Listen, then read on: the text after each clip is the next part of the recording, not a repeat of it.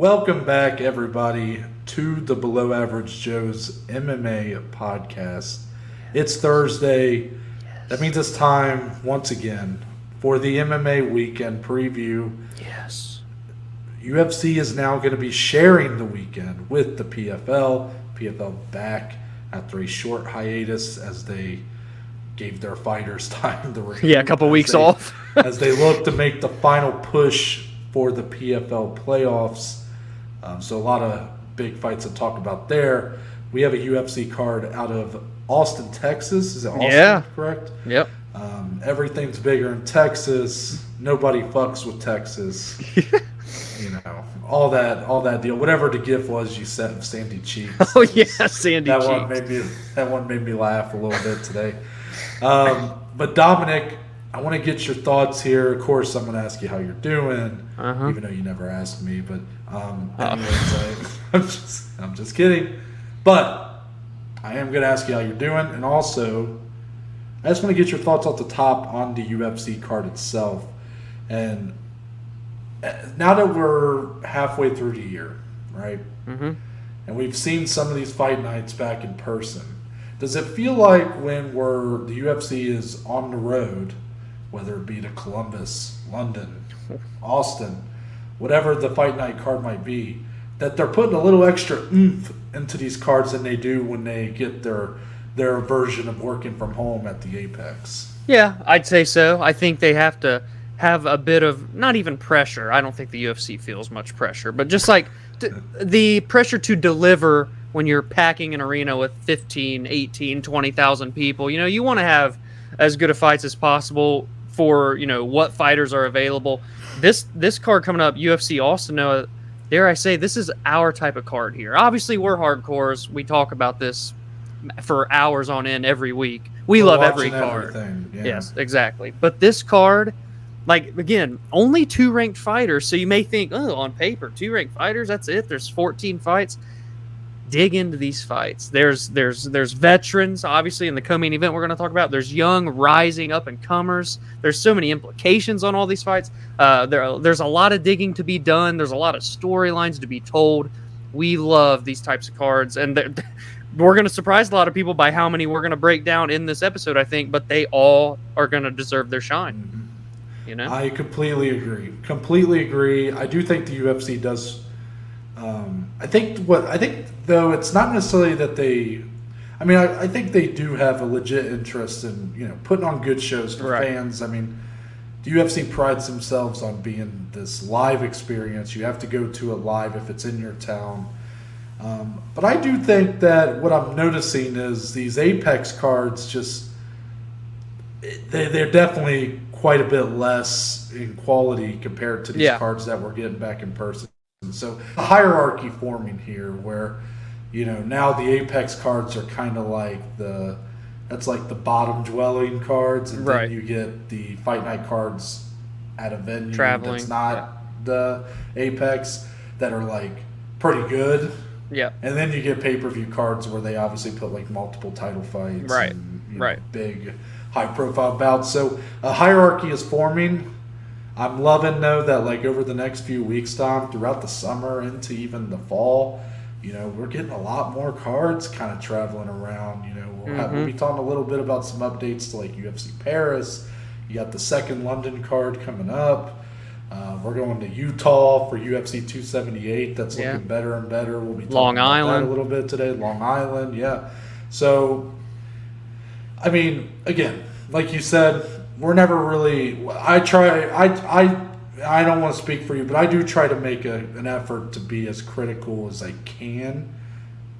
You know, because I recognize how much I love the UFC and the product itself, but I want to give a fair shake to our audience out of respect for them and for their time.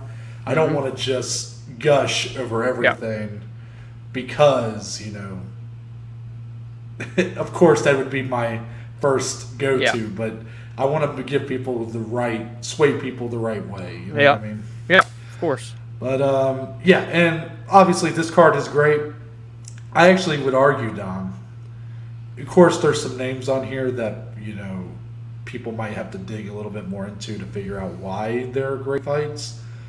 But I would argue if you're a fan, if you consider yourself a UFC or MMA fan, and you look at this card from top to bottom and your immediate reaction isn't to go, wow, this is great, then I would suggest you need to do a little bit more digging, or you need to spend a little bit more time watching, because I think a real fan of this sport and of this company loves this card. I mean, yes. That's how I feel about it, and it does start with our main event. But first, let me plug some social media. Of course. You can find our podcast on Twitter and Instagram at BAJ_MMA podcast. If you're watching us on YouTube, it's that little link right above. Well, it's not really a link, but it's that'd be cool, though. Yeah, it would be. That's the at right above Dominic's noggin. Mm-hmm. You can also find us on TikTok at BAJ_MMA podcast as well. As far as our personal Twitter and Instagrams, you can find Dominic at DSlee14 and me at NTBaker_. Yes. Anything else before I hop right in, Dom? Dive in the deep end, my friend. Our main event in the featherweight division, we'll see Calvin Kattar making his second go in a main event this year. He opened our 2022 fight nights with his comeback fight against Giga Chikadze, where he got a 5-round decision victory. And he's back here in the main event, taking on Josh Emmett. Now, Calvin Kattar is a -235 favorite, a pretty good-sized favorite going up against Josh Emmett, a near 2-1 underdog. And I think our discussion actually will start there, Dominic. Again, we recognize betting odds are in place just to try to convince people to bet money in that direction. Right. So they're not really meant to, I don't know, they're not meant to do what we're going to do here, but I just think it's more fun that way. Do these odds portray accurately the fight in your eyes? Is it a fight where, despite number 4 versus number 7, a lot of stakes for both guys, maybe a competitive bout, but one that is a very tall task and uphill battle for a guy like Josh Emmett to make right now, considering how good Calvin Kattar looked in his last fight and just maybe any sort of discrepancies you see in their overall talent? Yeah, I mean, you kind of mentioned it right there. I think that's the biggest factor in play with these odds, and that's Calvin Kattar's last performance against Giga Chikadze. Not a lot of people thought he was going to go in and win that fight. Giga was really riding high, undefeated in the UFC, just on a tear, right? And then he outclassed him and put a beating on Giga for 5 straight rounds. That is 100% a factor in him being a -235. Now, he still should be the betting favorite in my opinion, definitely. Josh Emmett had a long layoff. He came back earlier this year, or I was at the end of last year, in November. Looked good, but when you don't see someone for a long time, when they tear an ACL, that's a bad injury to come back from. But I do think Emmett is going to be overlooked by the vast majority of the general public that are going to watch this card. That +190 is going to probably steer some people away. Maybe some people that are, have watched longer, have seen more Josh Emmett's career will pounce on it. So overall, Kattar should be the favorite. -235 is definitely juiced up just a bit based on his masterclass performance that he had in January, in my opinion. Yeah, I mean, if you compare their last performances, you've obviously Calvin Kattar sticks out a little bit more. Right. Calvin Kattar with that dominating win over Giga Chikadze, kind of on the short list right now for performance of the year. Yes. In my opinion, and you got to put Calvin Kattar in the comeback of fighter of the year category as well, considering the beating he took. He was in the reverse end of historic beating against Max Holloway. I saw a stat, Dominic, floating around Twitter. I don't remember the source, so I apologize to that individual or whoever it was. 40% of the significant strikes that Calvin Kattar has absorbed in his UFC career were from the hands of Max Holloway. I mean, listen, that's one of the best performances of all time for a reason. That's a mind-boggling stat. And he's had 10 UFC fights. Yeah, he's had 10 fights. Yeah, and all great fights too, for the most part. So yeah. While for Josh Emmett, the win over Dan Ige, solid win, but I don't remember much from that fight. I don't know if you do, but I felt like Josh Emmett did what he needed to do to win. He fought a smart fight. I mean, a good performance against a tough opponent in Dan Ige, but not a ton to take away from there. Exactly. However, when you go through the rest of Josh Emmett's resume, especially like his previous 3 performances before that, not that story at all. Very exciting finishes and great fights. His fight with Shane Burgos, the fight that made him tear his ACL or whatever happened to his knee that put him out for so long, was an underrated fight that should have been in the fight of the year discussion for really anybody. It was a co-main event on, I think it was Jessica I, Cynthia Calvillo card or something like that. It was in one of those cards that like kind of went under, or maybe it might have even been Curtis Blades, Alexander Volkov or something. One of those cards that just kind of faded away as soon as it came, Yeah. But it was a absolute just war. Yeah. No surprise when you consider Shane Burgos, Josh Emmett in a fight. Yeah. Before that, though, Josh Emmett destroying Mirsad Bektic, destroying Michael Johnson with the right hand. Yep. Just knocking him out cold. That was nasty knockout.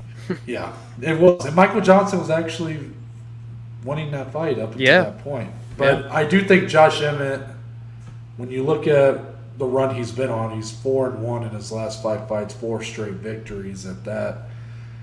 He's a great striker, great power behind the strikes, but also he's got a really high accuracy with his strikes as well. So he's not just a power puncher that's winging, these looping right hands. I mean, he's got a lot of malicious intent behind some accurate strikes. Now, do I think his striking is at the level of Calvin Kattar and the New England Cartel? Probably not. I mean, Calvin Kattar, one of the best boxers in the entire UFC. Mm-hmm. But Josh Emmett, I think, may have the more well-rounded game. Like, I think if you consider, like, wrestling and what he can do there. I think we've seen more of it, from him, know? Maybe so. And it's been against weaker competition, at least up to this point. The best win for Josh Emmett is against Dan Ige. While for Calvin Kattar, the Giga win, the Jeremy Stevens win was impressive in the fashion it happened. I would even argue his loss to Zabit Magomedsharipov, due to how close he made that fight in the end, is up there on these guys if you compare their performances up to this point. He's had a war with Burgos and knocked him out in the 3rd round. That's true, yes. That's even further back. I think what you're getting here with these two is a fight that will mostly be fought on the feet, but one where Calvin Kattar is going to have to respect. Josh Emmett, solid wrestler, could really go for a takedown at the right time. But if this fight stays standing, you got to give the edge to Kattar, but I think the odds are severely skewed in how I view this fight. I think that Josh Emmett is got a lot to gain from a win here. He doesn't have the loss that Calvin Kattar has to Max Holloway, that loss that just kind of, it's a bad one, right? Yeah. Yes, Emmett got knocked out by Jeremy Stevens in his first main event, which should maybe be a bigger blemish on his resume, but I think it's kind of faded away due to really the time off he's taken in between some of his wins. And, I think now he's almost like a man reborn on this win streak. But I have a hard time, Dominic, seeing a finish here, despite the fact that both guys are so capable of putting the lights out at any moment. Josh Emmett having that one-punch power, Calvin Kattar having the technical boxing to really put someone away. Yeah. But Dominic, both guys, 10 UFC fights, both of them 6 decisions in those 10 UFC fights. And Aaron Bronstetter came with the fact on Twitter that I thought was very interesting. Since 2019, I believe, the beginning of 2019, only one top 10 featherweight has been finished. Well, sorry, I'm kind of wording that weird.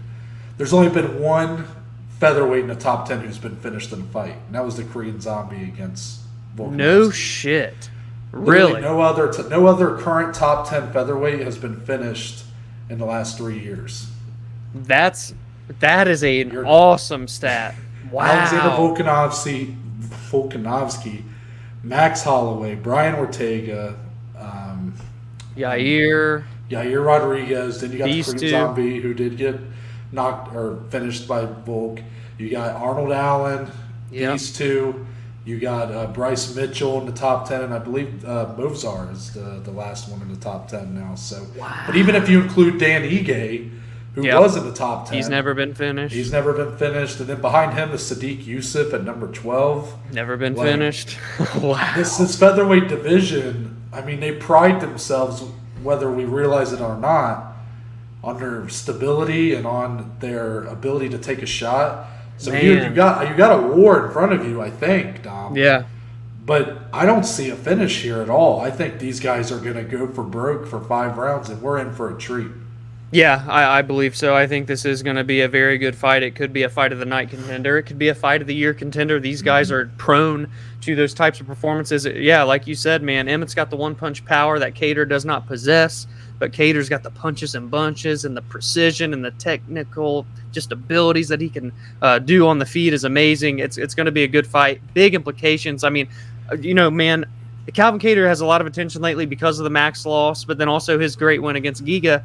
Josh Emmett, yes, he had the layoff, and I understand he had the injury, but the 4-fight win streak, an overall record of 17-2, 8-2 in the UFC. I mean, this dude is super slept on, and if he can come out here and beat Kattar, he launches himself right in there with the elite of this division, the opportunity that he's always kind of wanted, but never really gotten until right now. This is an awesome fight. Let me ask you a question about this main event before we move on. Since we're kind of talking about what's at stake and how there is a lot at stake for both guys, who gains more with the win here? No matter the fashion it happens, whether it be decision, knockout, whatever, do you feel like either guy here could potentially, with a big win, maybe, just maybe, catch the eye of the winner of Volkanovski-Holloway?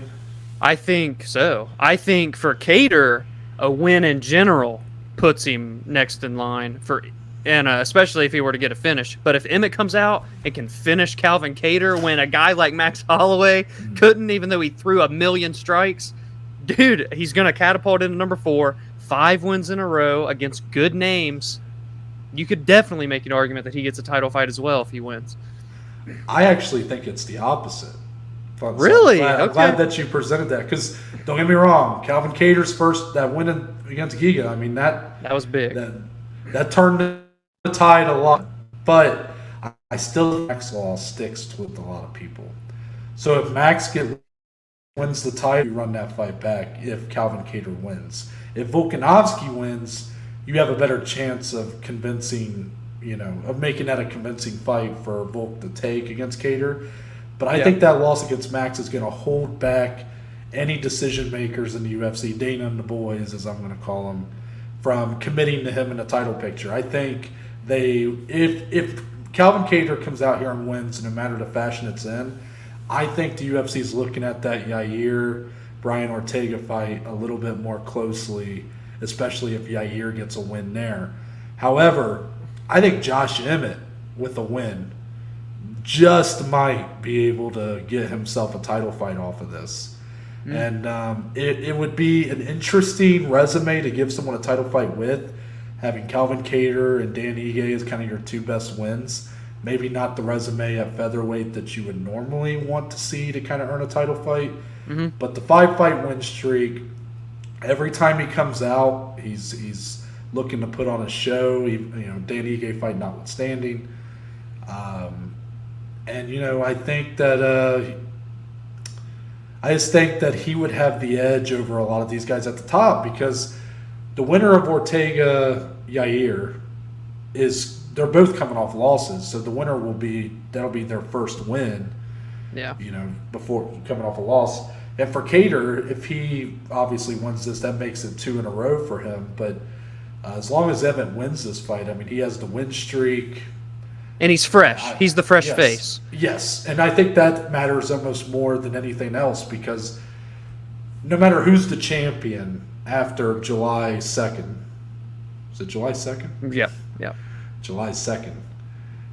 Calvin Kattar, Yair Rodriguez, Brian Ortega, they have at least fallen victim to one of these 2 guys. Yeah, they're like a third party at the least, And since everybody looks at Volk and Max as like 1A and 1B, yeah, I think you're right. Josh Emmett, the fresh face, can jump right in there and be like, well, you haven't seen a guy like me.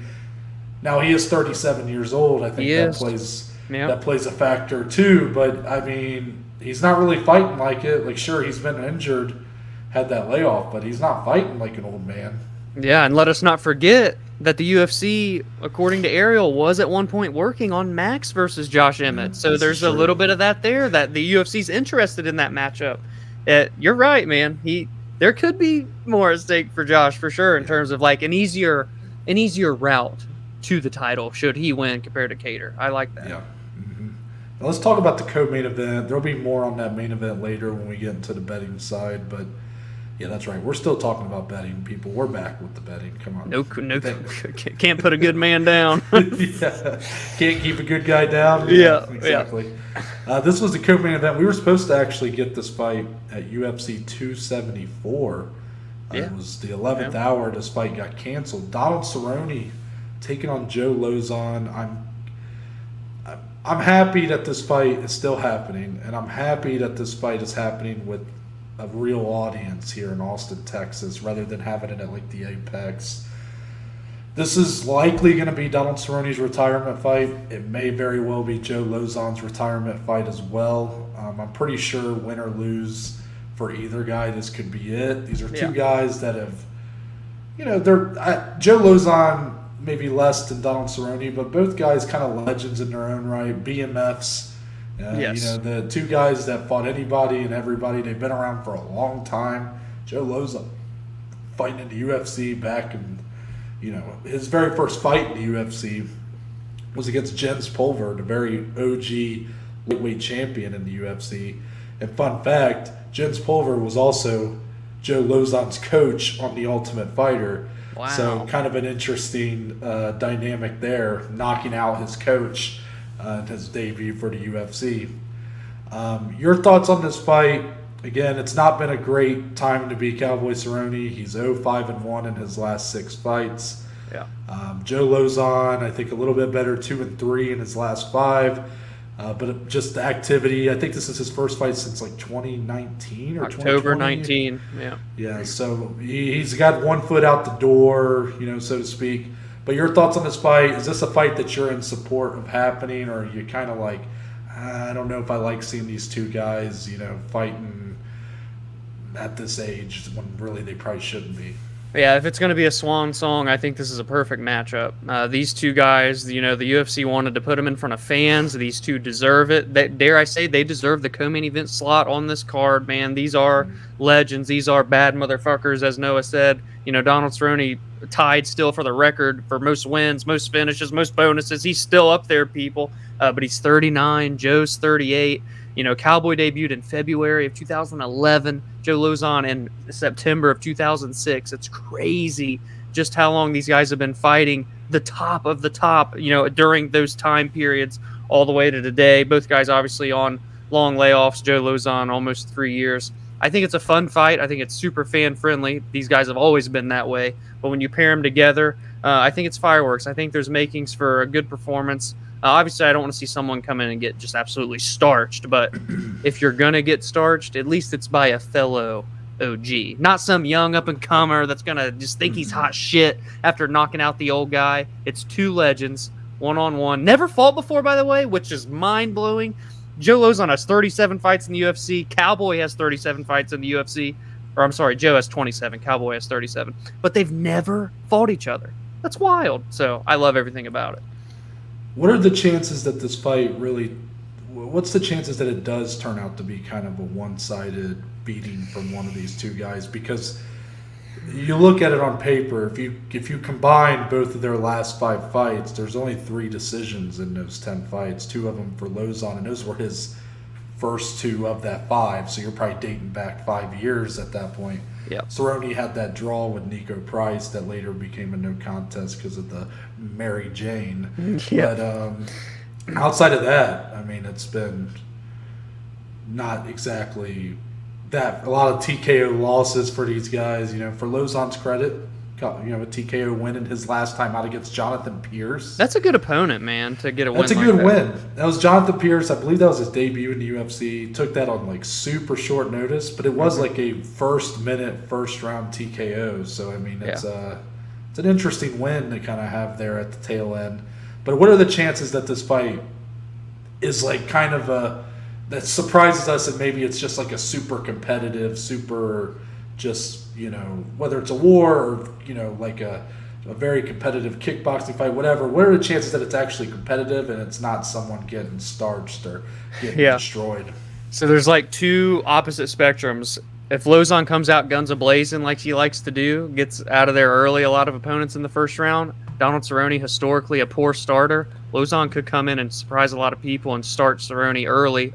Or Cerrone can really come on strong. I'd say latter half of the second round, definitely the third round. So the sweet spot for a finish in a competitive bout is like the middle of round 2, where we're going to see both guys at their best, man. But I think, again, there's not like a ton of takeaways from this fight, regardless of what happens, because it's the end of the road for both guys probably. But I'm just going to kind of soak it in. It's one of those fights that you don't see too often, really, for guys that are retiring. They're getting put out by younger guys. They're getting knocked out, submitted, whatever the case.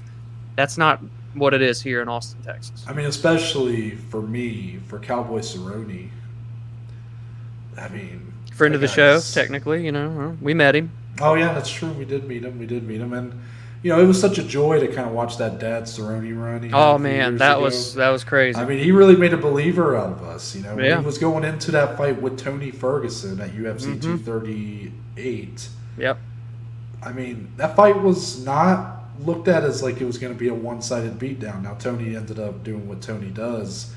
And then there was that weird thing in between rounds. Cerrone tried to blow his nose, and then his eye exploded. Up. Yeah.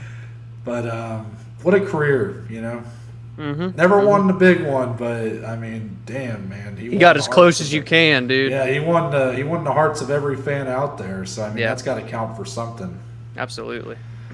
More on this fight to come later, and more on this card. But we're actually going to transition into the PFL, Dominic, week 4 of their regular season. This is kind of we had a little bit of a break after the first 3 weeks, the first round matchups, if you will, for our, how many divisions do we have? There's 6 total divisions. Yeah, so 2 for each card. That makes sense. So here we're back with the lightweights and the light heavyweights. Yep.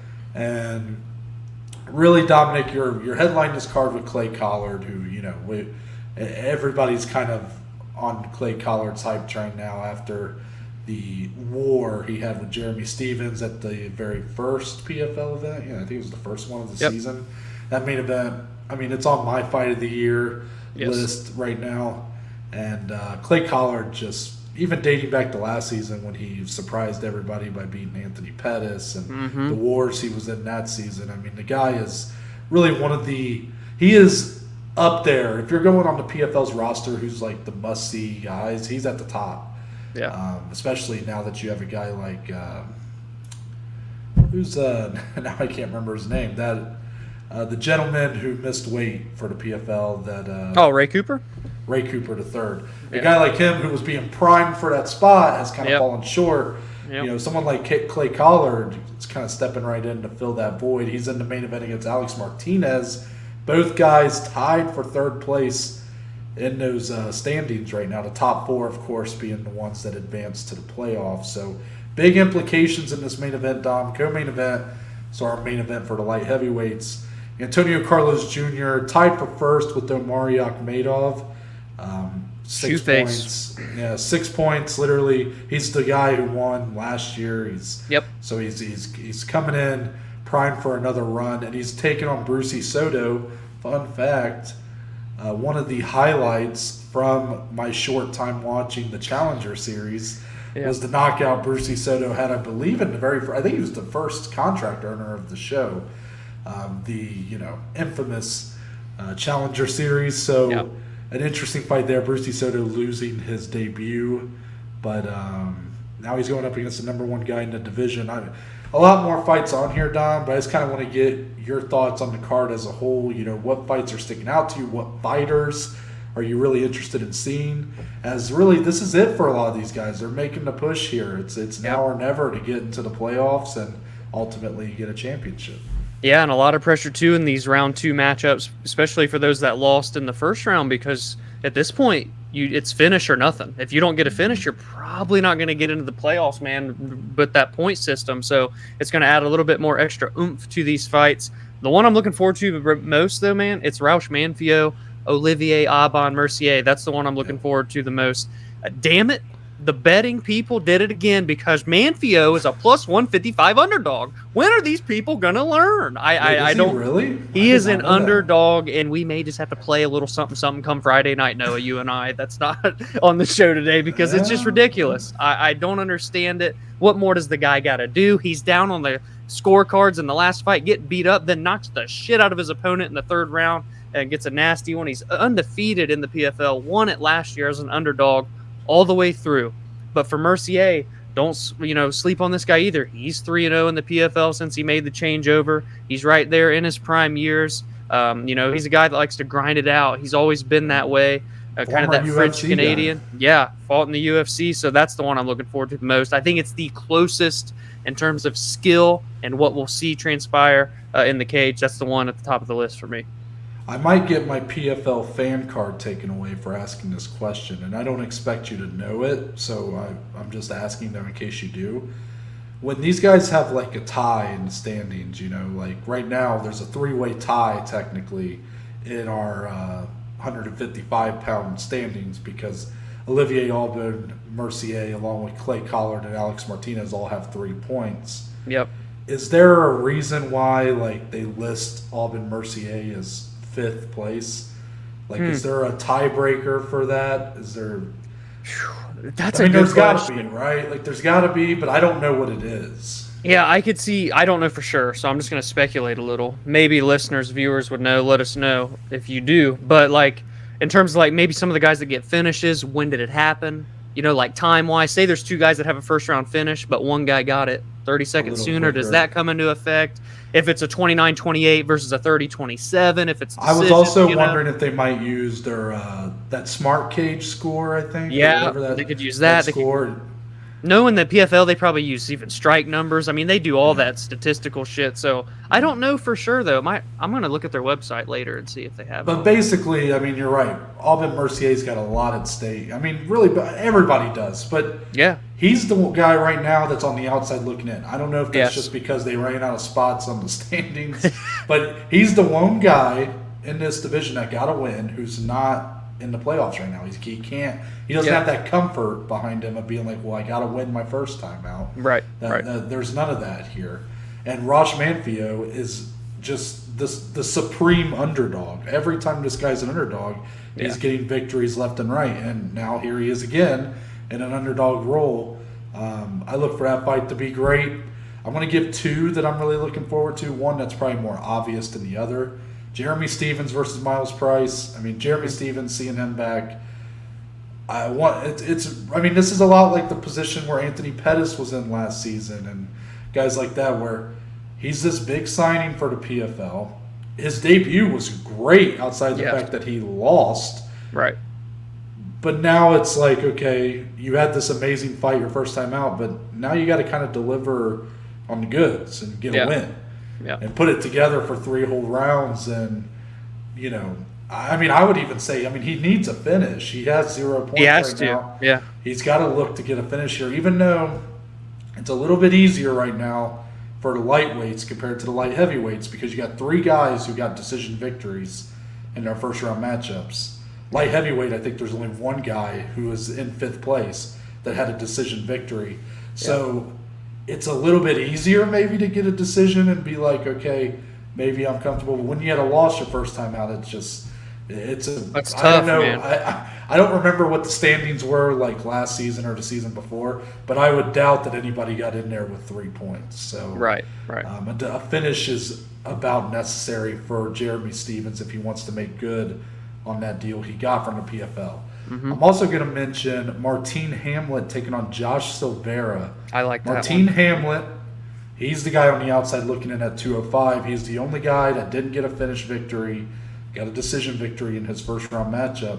But the reason I'm interested, Josh Silveira making his debut here, Dom. Josh Silveira is the guy that was on one of the first episodes of Challenger Series, who was like a huge favorite. Everybody thought he was going to get the contract because he was the double champion from LFA. Oh, okay. Ends up not getting the contract, but did still get brought in later anyways to be on the show. He was not able to fight on the first card. I forget. He had like an injury or something, had to pull out. So he's making his debut here against Martin Hamlet.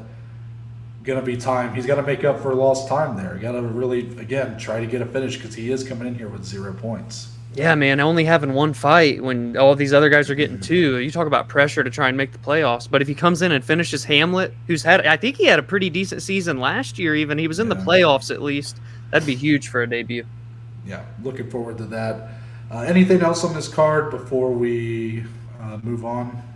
I think we checked it all off. Yeah, that'll be on Friday, by the way. Yep. I believe it starts at 5:30, 6:30. As long as they make their pacings good, please. Yeah, I mean, it's been good this season. It's gotten better. Yeah. I gotta give them credit because boy, I mean, the championships last season. I mean, Dominic, do you remember that those championships literally started at like 4 o'clock and ended at midnight? I mean, it was like 8 hours. Yeah. Which, hey, I love fights, right? I like watching fights, but I mean, come on, man. Yeah. 8 hours, like really? Too much. Yeah, let's stay a little bit shorter than that. How about that? So, great for the PFL. Glad they're back. Now let's get into a couple things we missed, a couple smaller news stories here, but this one feels pretty big if you're, massive fans like we are.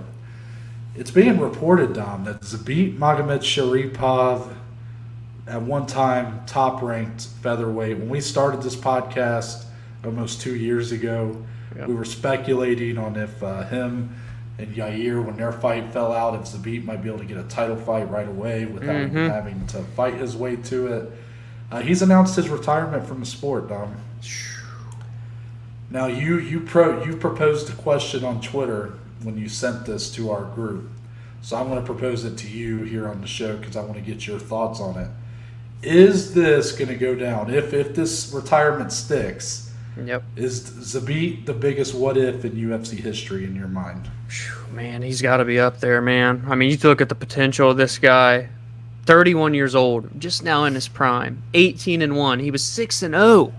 In the UFC, just getting going, had that awesome fight with Calvin Kattar. All electric fights. I mean, even fights where, he'd be expected. Like Brandon Davis and him had like an absolute banger of a fight. Like he wouldn't be getting like. It's not because like Brandon Davis is like beating the shit out of him. It's just even when he would be in these dominating victories, he was still putting on like really fun fights and. Dude, he was like that. Just enough vulnerability to where you kind of were like, oh, is Jeremy Stevens perhaps going to have a chance here? Yeah. But, I mean, the dude was, continue. Dude, he was that evolution of that Dagestani wrestler. He wasn't just the one-dimensional dominate, grapple you on the ground, you're done. He could strike. He was so long and rangy, and he would just throw unique combinations. And, what he would do on the feet was crazy, man. So it's up there. It's got to be. I mean, top recency bias, of course. This literally just happened as we're recording this.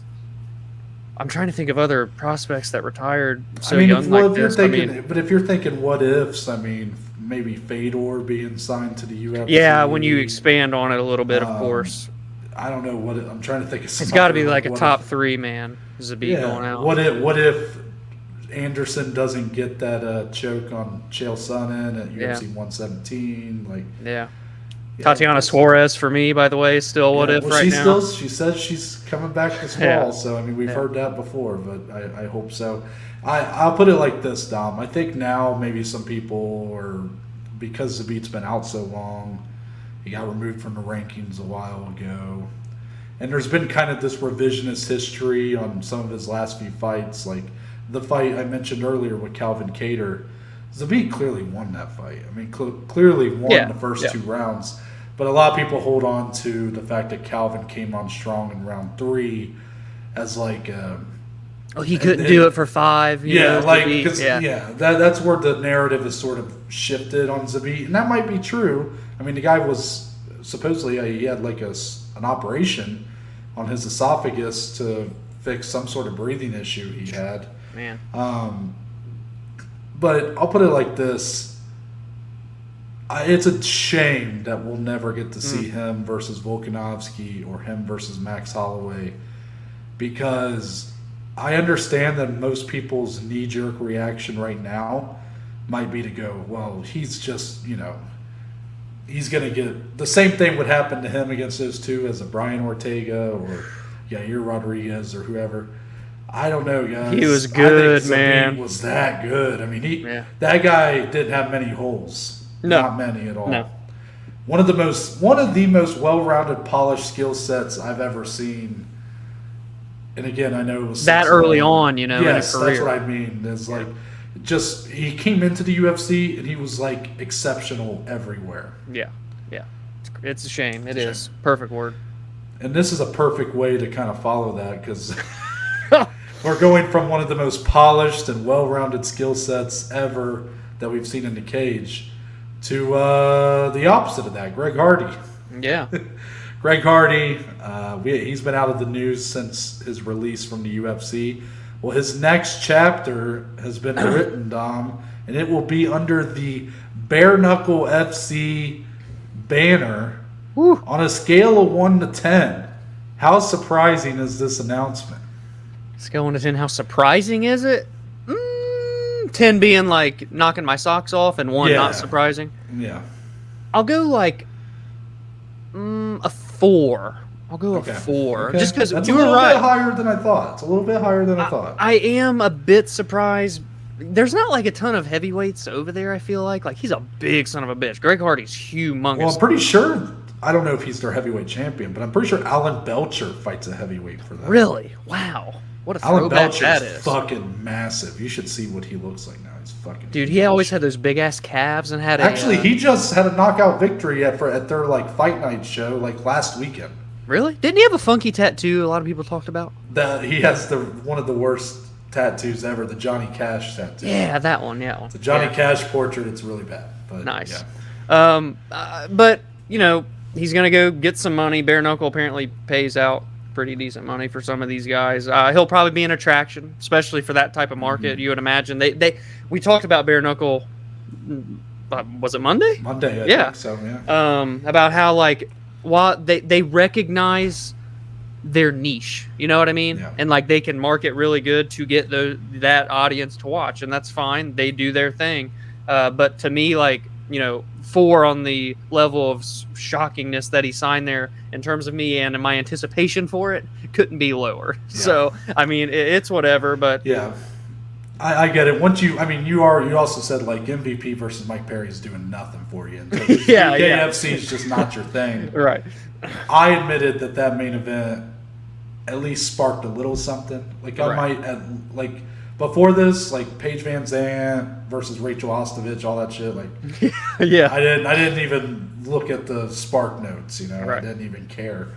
But BKFC, I respect BK, and I think you painted this very well. And I actually respect the way you worded your analysis of Greg Hardy here, because it's very easy to just pile on the guy. I get it. He's probably not a good person. I mean, it is what it is. Yeah. But what I respect about BKFC is like, look, I mean, Greg Hardy's got to make a living, right? The guy's, you know, he has a right to do this just like anybody else. And I think for BKFC, this is a smart decision. I think it's a smart choice to bring him in. Again, I don't know if he's a needle mover in the sense of like, I don't know how many eyes he's bringing to the product, but you could develop him into something for this promotion. Now, I don't know. Like, again, I stand by my analysis of his skill set. I thought in the UFC he was a UFC level heavyweight striker. Yeah. That was the end. The rest of the game was kind of where it failed him. Right. And BKFC, I mean, there you go. That's all you need. Now, I don't know if he's going to be able to take the punishment of not having gloves on. Like, there's all that you just don't know about. But his character, his personality, and the fact he's kind of a weirdo, the way he talks about himself and whatnot, he kind of fits what BKFC has really been presenting themselves as. And I kind of respect. I actually like the marriage here. I do. Yeah, it's a good career move for him, like a next step for sure. And I remember he was announced like not too long ago, like a week ago, for some boxing fight for some like real low level, you know, boxing promoter thing. But I don't know if that's still happening now that he's signed here or what. But, I mean, BKFC seems to let their guys kind of do whatever they want. So, yeah. But yeah, I mean, Greg Hardy, again, will we ever probably talk about him fighting there again? Probably not, but you never know. Maybe you guys know now. He could become BKFC's Mike Tyson for all we know. You never know. Yeah. Let's get into some fight announcements, Dominic, before we get back into our analysis or previews. The fight announcements really built up over the last couple days. It starts with Cody Garbrandt supposed to fight on July 9th against Rani Yahya. He is unfortunately out with a neck injury. Yeah. What do you think, Dom? Is Cody Garbrandt going to stay on this card, or do you think he takes his time to find whether it be rebooking this matchup or looking for a new opponent later down the line? Yeah, I'll be curious. I mean, there's, what is that, just 2.5, 3 weeks away? That's not a lot of time to get an opponent. Maybe they try and keep him on that card. Maybe they'll bump him a couple weeks back, put him on Long Island maybe or something. I know they're still building up that card. So we'll see. Rani Yahya, again, was that step back for Cody. We talked about it when it got booked, but it was a step back that we felt was necessary at this point for Cody to kind of just, where are you at in your career? It's a step back for him and a step up for Yahya. Yes. Yes. Even at his age, is still ultra competitive. Yeah, so, I mean, we'll see what happens. Obviously, a neck injury for Yahya. Hopefully it's nothing too serious. Hopefully he can fight again relatively soon. Yeah, I don't think Cody's going to stay on this card. I think he just, considering where his career's at, it's probably in his best interest to make sure he's at a full camp and that he has an opponent he's prepared for each time out from here on out. Yeah.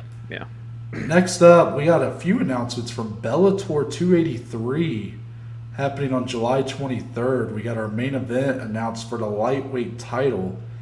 Patricky Pitbull looking to make the first defense of his title against number 1 contender Sidney Outlaw. And then along with that, you got the Douglas Lima Jason Jackson fight added to this card, and Usman Nurmagomedov on this card fighting Chris Gonzalez. Your thoughts on these 3 fight announcements? Yeah, that's a great little main card they built up right there. They all announced them together, at the same time. It's going to be exciting to see what Pitbull, the other Pitbull, Patricky can do as the champion. Can he have a reign much like his brother did? We're going to find out on July 23rd. Lima Jackson, I think, is a super fun fight. 2 guys that, Lima's obviously been to the top of the game. He's been the champion there. Has Jackson challenged for the title, do you know, in Bellator? Or I don't think he has. Yeah. I'm pretty sure he's a guy that's kind of just came up right recently. I don't think he has. No. So, I mean, we're talking his chance to get to that position then, beat a former champion in Lima, seasoned veteran like that. And then, obviously, when you see the name Nurmagomedov, no matter what organization it's in, it's got to spark some interest. And it's the same here with Usman against Chris Gonzalez. I don't know much about the Gonzalez side of things, but we know a lot about the Nurmagomedov side. It's going to be exciting. I mean, is there a more terrifying name to have as an MMA fighter than Usman Nurmagomedov? I mean, terrifying. Literally 2 top 10 goats right there just as your name. Yeah, exactly. I will just say I was kind of surprised by the title fight announcement. I didn't realize Sidney Outlaw is the number ranked lightweight. I did not know that either. Sidney Outlaw 3-1 in Bellator. His only loss, funny enough, was a KO loss to Michael Chandler. Michael Chandler, one of the bigger Bellator names ever to do it. Yeah. Probably his biggest fight in Bellator up to this point has been against Michael Chandler. He's a great submission threat. Hasn't really showed that in most of his fights here for Bellator. I'm pretty sure his 3 wins are all via decision. Okay. It's an interesting matchup with Patricky. Patricky really looking to prove that he's an actual deserving champion. I will just say, and I don't mean to crap, because this fight it's a good fight, Pitbull versus Outlaw. But Dominic, I will just say, and maybe this is something I shouldn't even acknowledge because it's kind of a given. When you compare all the progress Bellator's made to make their product competitive in some ways to the UFC, certain divisions like light heavyweight feel not too far behind what the UFC offers. Especially if you go by the top 5 or so, if they feel competitive. Yeah. Lightweight is not that division at all. No. Lightweight in the UFC is the premier division of the UFC. Yeah. And for Bellator, I'm looking at their rankings, and it's now that Patricio has left the division, AJ McKee might be coming there at some point, but he hasn't made that switch yet. So for now, like, I can't help but feel like this lightweight division not the strongest for Bellator. And, and maybe that's a good thing for Patricky, too, because you got to think if you are him, there's got to be a little bit of added pressure, right? To live up to what his brother did. Like, how much do you think that plays a factor in what he could do? He's always been the other Pitbull in the shadow, Yeah. Still a very good fighter, but I look to see if he can really make a reign out of this, because in some ways he was kind of not gifted the title. He had to earn it against Peter Queally, and he did in Ireland, knocked him out, I think. So it was a good win for him, but his brother relinquished the title to even give him the opportunity to fight for it. So this would be the win that kind of secures, like, no, he's the champion of this division and deserves to be. Yep. UFC 278. Yeah, I like this one. You didn't even wait for me to say it. You're like, oh, okay, I got to get it out there. A big fight added for the audience out there in Utah. Nothing bad ever happens in Utah is correct. But Dominic, I want to ask you, Jose Aldo taking on Merab Dvalishvili, and I could sense your excitement right away. But I do want to ask you a serious question about this fight, because gut reactions, right? We both love it. Yeah. I think that's pretty clear. Yeah. But when you consider kind of the puzzle pieces of all of these bantamweights, and we're trying to fit them in, who's going to fight for the title? Is it going to be TJ? Is it going to be Aldo? Who's fighting Peter Yan in his comeback fight? You just had Marlon Vera, Dominic Cruz get matched up together. Did Jose Aldo get the short end of the stick here, coming off a top 5 victory against Rob Font? Now he's fighting the number 6 guy in the division, Merab Dvalishvili. Dude, it's tough, man. He is like in a weird spot because he's surging. He's en route to a potential title shot at 135, which is crazy to think about when you consider his career. But he's already lost to Peter Yan for the belt. The TJ fight's there, but TJ's probably going to get the title fight, Those seem like the only 2 guys that would get the title fight. It was either TJ or Aldo, so they probably weren't going to get matched up together, what I mean? Yeah, very true. So then it's like, well, you look at the rest of the division with the Marlon Vera announcement. Rob Font just recently fought and obviously has lost to Aldo as well. So it's like, well, there's Sandhagen and there's Merab. Merab's surging. Sandhagen's elite, but like he's losing in the title fight. Kind of, he's just in a weird spot too. We kind of both said Sandhagen should fight back just a little bit. Even him versus Merab, honestly, would have been a sick fight too. I'm pretty sure that's the fight that I think that is what you said. Yeah. But dude, I was talking about this to our buddy Jake, who watches and stuff and is in our group chats and whatnot. And I was like, man, you look at this division. You give me 6 names. It's like throwing shit at a wall. It's going to stick. Whatever it is, it's going to be there, and it's going to be a good fight. And this is no different. Aldo versus Merab. If Aldo wins, he's definitely going to get a title fight from the UFC 100%. But if Merab comes in with the momentum he's got and beats Jose Aldo, I mean, dude, that's another guy that's underrated in my opinion too, but has an elite skill set. If you beat Jose Aldo, into the top 3 you go. That's an awesome fight. Ooh. Yeah, I think there's a lot of intrigue in the X's and O's of this one because very much. Everybody knows how good Aldo's looked as of late, but Merab does present that interesting threat of the fact that dude is relentless with his pressure, with his takedown attempts. I think if that fight stays standing, Merab's in a lot of trouble. I think he's getting beat up. It could be bad. I think the leg kicks. If Aldo comes with a heavy leg kick attack, which he's kind of hot and cold on, I don't know if he had some injuries built up. The guy used to be like the most lethal leg kicker out there. But if he comes with a lot of leg kicks, Merab's going to have a hard time. And the boxing, I think Merab's going to have a tough time with it. You saw Marlon Moraes nearly finish Merab. Crazy ass not too long ago. Yeah, that was a great fight. But you also saw Merab have that miraculous comeback. Almost winning a round that he nearly got finished in. Yeah. And then finished that fight in round 2. Aldo, not an easy guy to take down. I don't know what his career takedown defense is, but it's got to be very high, very high. We never see him on the ground. Yeah, you never see it happen. And Merab is likely going to want to do that. Can he do it? He has the youth on Aldo a little bit. Yep. It's a great fight. It is. I do feel like, in a way, considering that a lot of people thought Aldo should get the title fight over TJ, it is a little surprising that he's fighting Merab instead, but I really, guys, don't think it matters. Like, again, I think all these matchups, like you said, you just throw these guys at the wall, and whoever gets matched up gets matched up. Yeah. And I think any one of these guys, I really think the UFC is going to be like, who wants this title fight the most? Like, yes, TJ's going to get it first with Aldo, but after that fight, you got Marlon Vera versus Dominic Cruz. Yep. You got this fight now between Aldo and Merab, and then you got Peter Yan, and Corey Sandhagen still out there. I'm forgetting another guy. Well, no, I mean, I don't know how crazy you want to get during this discussion. Song Yadong. Song Yadong just entered the top 10. No, you're good. There's one other guy that has an opportunity to enter the top 10 at International Fight Week, and that's Sean O'Malley. So this whole division is absolutely on fire right now. Wow, I did not even realize that. That is very true against Pedro Munoz. Yeah, so we are in for a very, like, you know how we try to do the predicting the champions and stuff? Oh, shit. Doing this division, this division could go a million different directions. And, I've been seeing a lot of people, while you're on it, talk about Corey Sandhagen fighting Song Yadong, and I think that is an exceptional fight. Oh. It's kind of the perfect, since Yadong's not fighting Merab, it's that perfect step back, but still, like, absolute killer. Yeah, dude. Yadong. That's next up.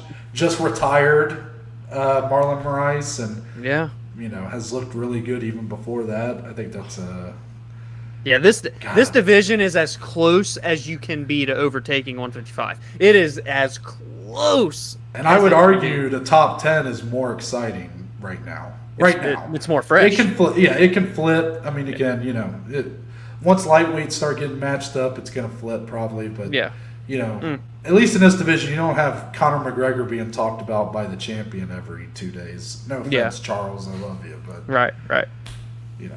I heard that come out again that Charles wants the Conor fight again, and I'm like, can we just please stop?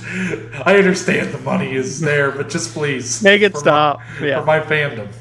But that's Utah, by the way. Salt Lake City, man. Are we going to go to Utah? We should just take a trip to Utah. I actually looked up what the drive is. It's like a 24-hour drive. Yeah. I realized geography failed. The school system failed me. The public school system failed a lot of people. Yeah. But it failed me because I somehow made it through with pretty good grades. Went to a public university, graduated with a bachelor's degree, and I was shocked. I was taken aback by the drive it would take to get to Utah. I thought Utah was I thought you just kind of went past Minnesota and it's like right there. Yeah. You're like, shit, that's all the way over yonder over there.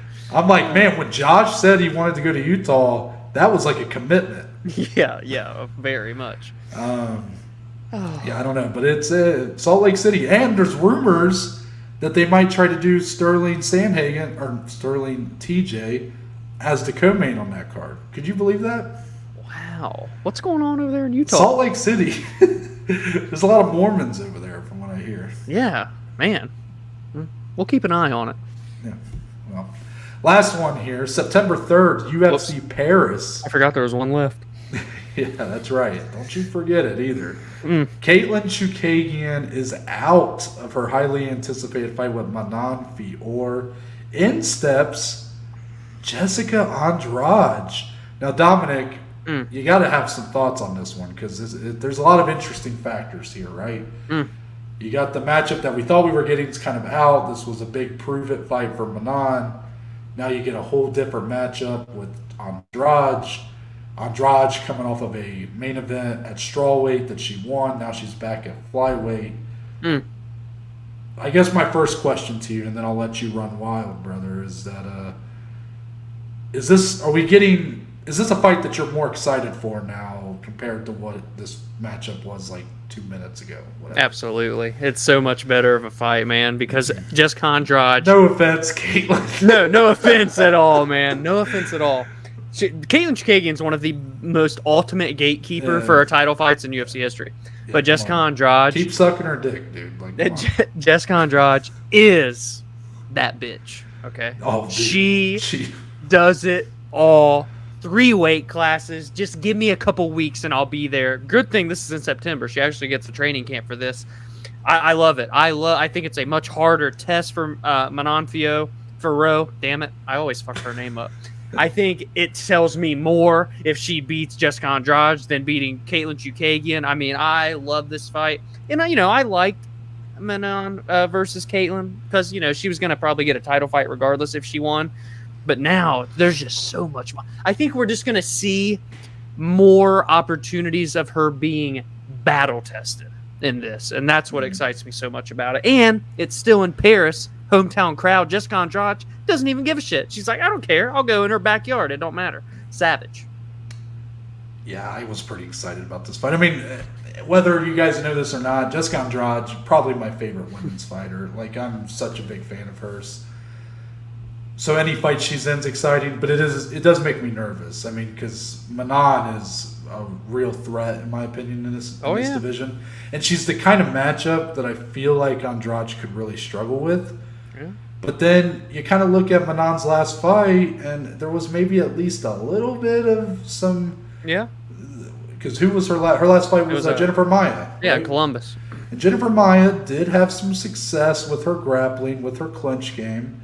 And, Andrade just is a fucking pit bull. Yeah, man. You just unleash her, and the strength that she possesses. Power. It's an interesting matchup for Manon. I could see Manon I could see this being like Anderson Silva versus Chris Levin. Yeah. And I could also see it being like Andrade versus, Karolina Kowalkiewicz. Like, I could really see, I have a feeling that this isn't going to be like a close fight. I think one way or the other. I think it's one-way traffic.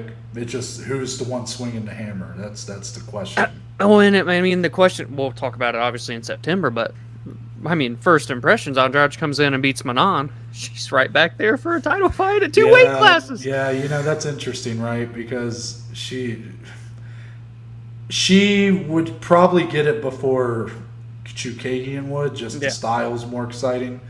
But man, she really got her ass kicked by Valentina. Yeah, that's true. And I know Valentina, interesting position now coming off of that really razor-thin close fight with Santos.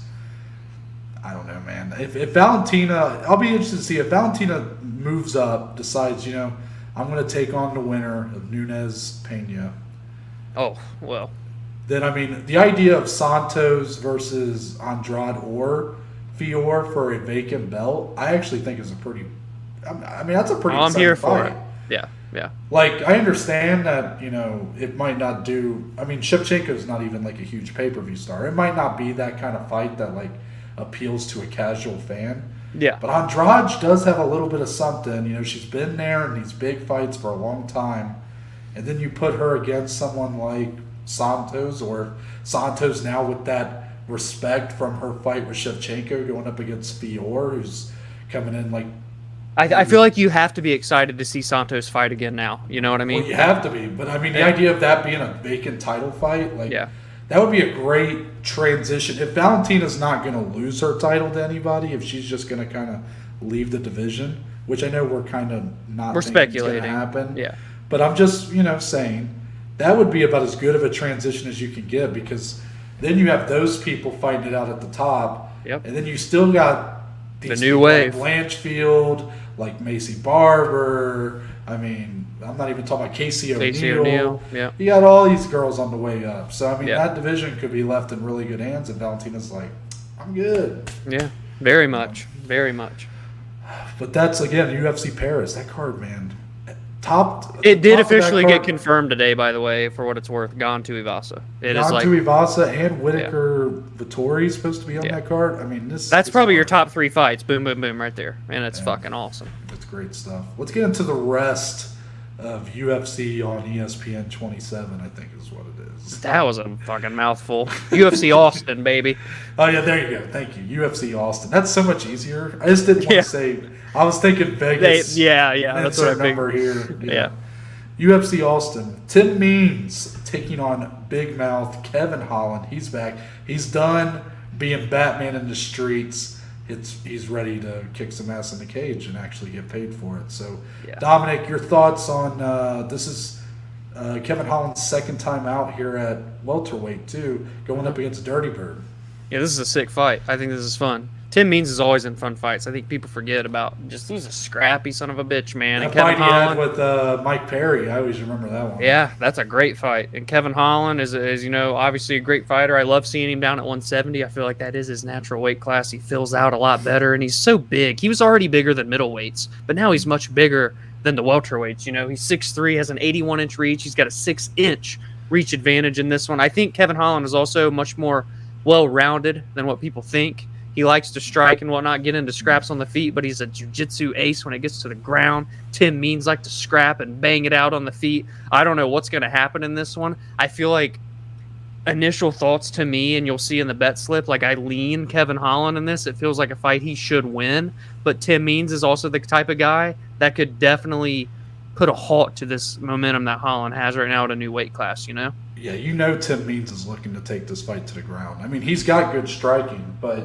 he's not going to that lack of reach going up against Holland, and Holland just being so fast with his hand speed and everything. And considering the his worst moments have been against guys that have been able to take him down and hold him down, Marvin Vettori, Derek Brunson. Tim Means may not be the wrestler those guys are, but I do think that would, being the smart veteran he is, that's probably what he's looking to do here. Yeah, I agree. And Kevin Holland's just looking to put on a show, which, for better or worse, should make it a fun fight. Oh, yeah. But, we'll just see. Kevin Holland, I'm believing in him at 170. I think he could be a real threat, kind of gain back a lot of that momentum he had in 2020. But this is a fight he needs to win if he's legit going to be like that guy here. I agree. Next fight, Albert Duraev. Looking to go 2-0 in the UFC, taking on Joaquin Buckley. Dude. Joaquin Buckley coming off of the fight that I thought had a 0% chance to go to distance against Abdulrazak Alhassan. Instead, it was kind of a boring decision. Yeah. Buckley having that guy, the survival specialist, in his corner. I'll be curious to see if he does that again. Buckley's had an interesting series of events since then, because then he had the run-in with Hamzat and Darren Till, the BFFs. And that one did not make him look great. Yeah. Saying he wanted to fight with Darren. Instead, now he's getting Albert Duraev. Now, I have been very high on Duraev coming off the Contender Series. Yeah. I thought he looked great on the show. His debut, I thought, went well. It was in Abu Dhabi, UFC 267. He went up against Roman Kopylov, I believe it's Kopylov. Kind of that interesting Roman Kopylov, like a babyface Russian striker. Yeah. Such the opposite of the rest of the Dagestani wrestlers that you see out there. Duraev gets the win there. Joaquin Buckley, 4-2 in the UFC. He's had his highs and lows. The high, he had that knockout of the year for the Joeys back in 2020. One of the best knockouts in UFC history. Yeah.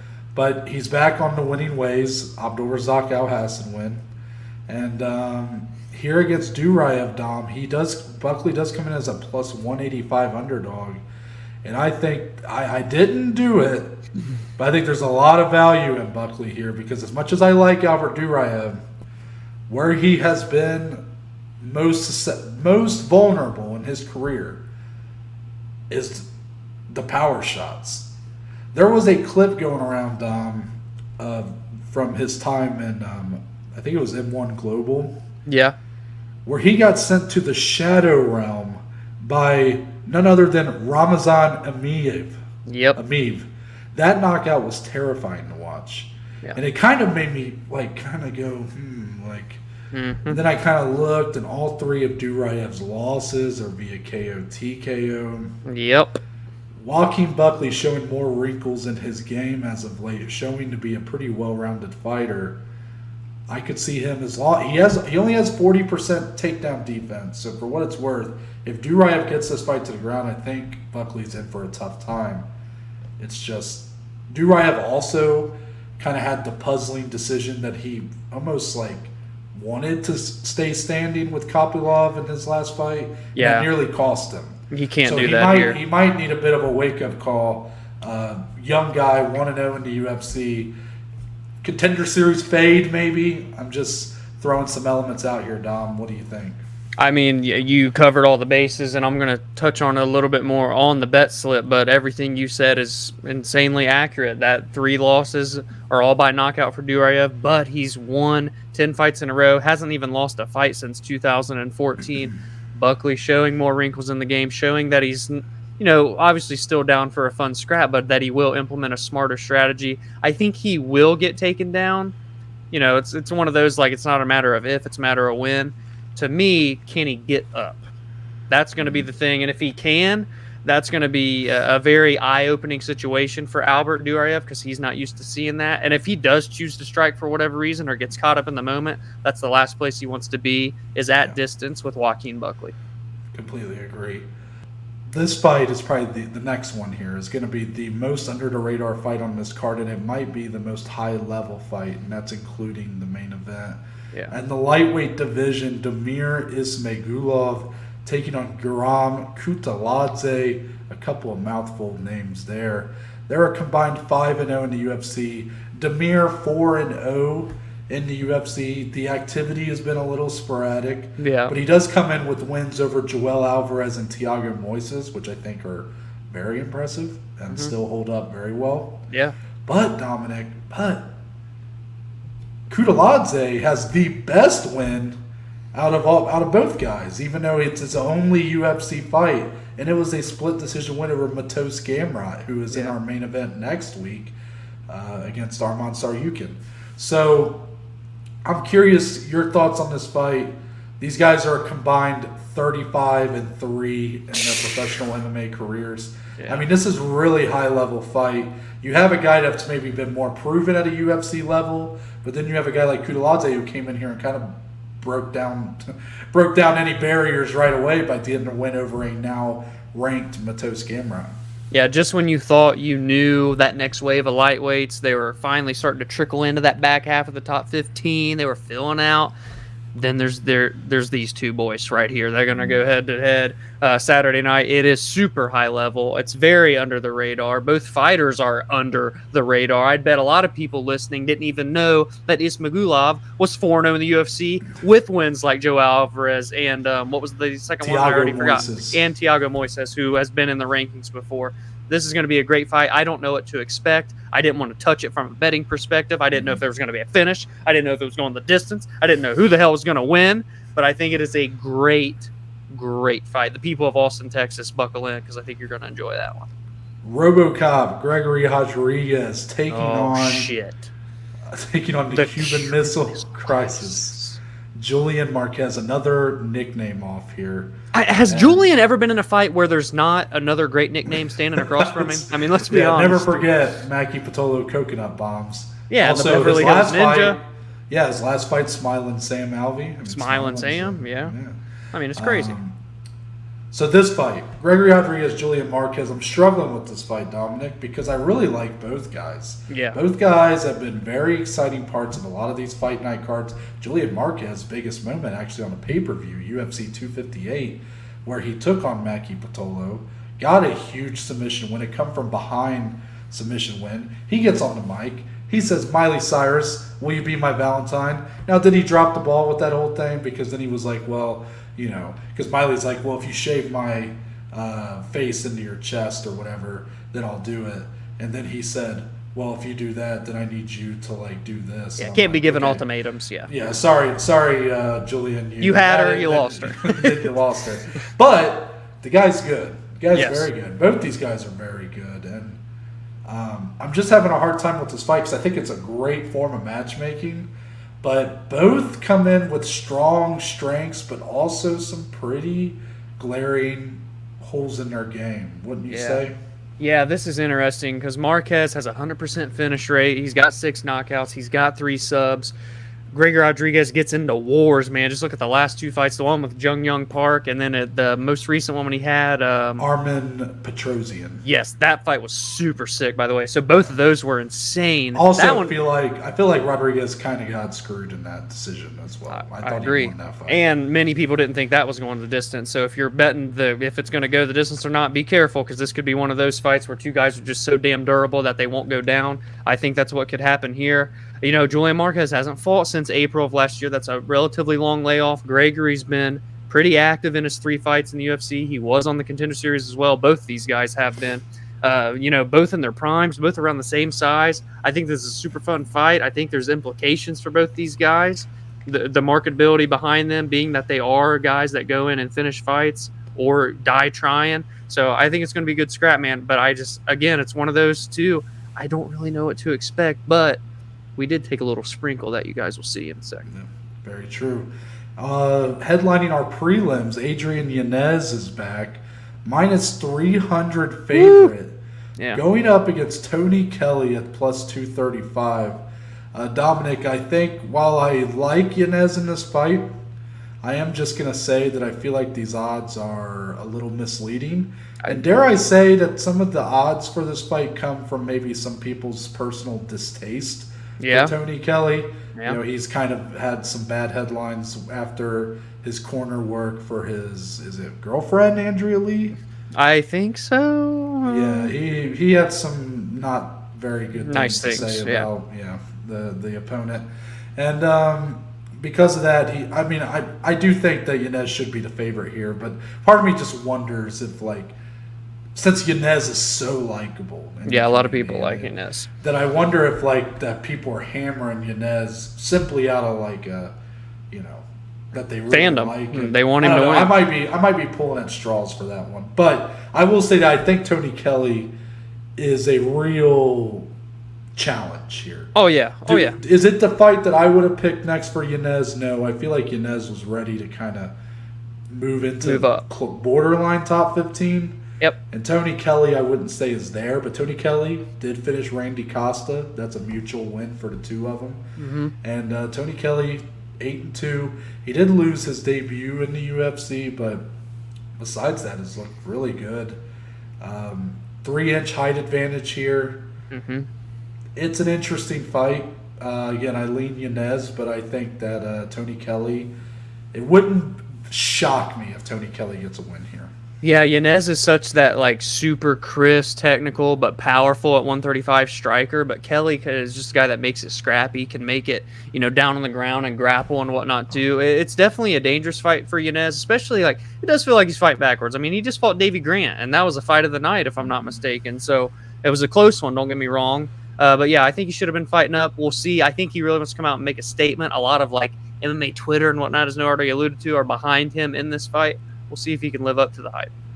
Our second fight of the night, Dominic, this one has the recipe to be one of the weirdest fights I've ever watched. Phil Hawes looking to get back on track, coming off of his knockout loss to Chris Curtis. Oh, yeah.